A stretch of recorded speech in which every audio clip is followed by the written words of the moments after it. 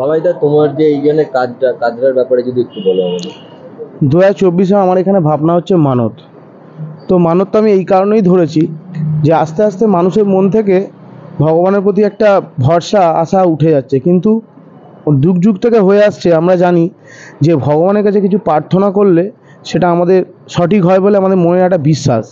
যেমন কথায় আছে না, বিশ্বাসে মেলা বস্তু তর্কে বহুদূর। আজ আমরা তর্কেতেই বহুদূর চলে যাচ্ছি, কিন্তু বিশ্বাস থেকে অনেকটা সরে যাচ্ছি।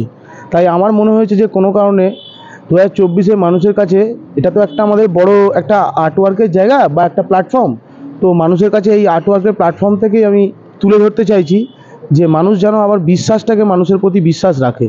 তো মানুষের উপরে বিশ্বাসটা যেন আবার আশ্বাস করে, ভগবানের প্রতি বিশ্বাসটা না উঠে যায়। এই জন্যে এই বছরে আমার ভাবনা হচ্ছে মানত। তাহলে এই কাজটা করতে কি কতটা চ্যালেঞ্জিং?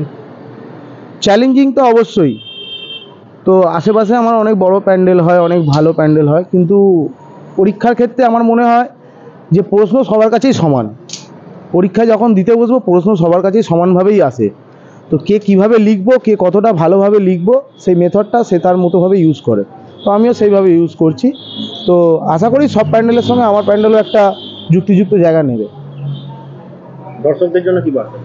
দর্শকদের একটাই বার্তা দেবো, পুজো সবার কাছেই একটা আনন্দের জিনিস, বাচ্চা থেকে 80 থেকে 8 সবার কাছেই।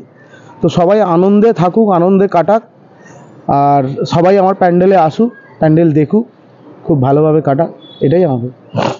নমস্কার, আমি কুমারদীপ, আঞ্চলিক কল্যাণ সমিতির পক্ষ থেকে সবাইকে জানাই শারদীয়ার প্রীতি শুভেচ্ছা ও অভিনন্দন। আমাদের এই বছরের যে থিম সেটা হচ্ছে মানত। বর্তমান প্রতিকূলতারকে কীভাবে কাটিয়ে ওঠার জন্য আমরা যে ভগবানের শরণাপন্ন, সেই বিষয়টাকেই আমরা আমাদের প্যান্ডেলে গোটাটায় তুলে ধরেছি। আমাদের গোটা প্যান্ডেলটা জুড়েই থাকবে ভগবানের কাছে প্রার্থনার বিভিন্ন যে ছবি সেগুলো। এবং আমাদের এই মণ্ডপে যদি কেউ আসতে চায় বা আসার জন্য সবাইকে আমরা অনুরোধ তো জানাবোই অবশ্যই।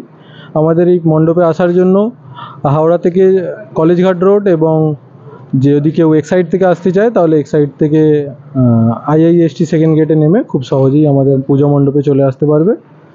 আসলে তাদের কাউকে নিরাশ করব না। আশা করি আমাদের যে বছরের যে ভাবনা সবার ভালো লাগবে, এই আশা। মাঝেরহাট সার্বজনীন 119তম বর্ষে পদার্পণ করেছে। দীর্ঘদিনের এই যে পদার্পণের যে জার্নি, সেটা তো একদিনের নয়।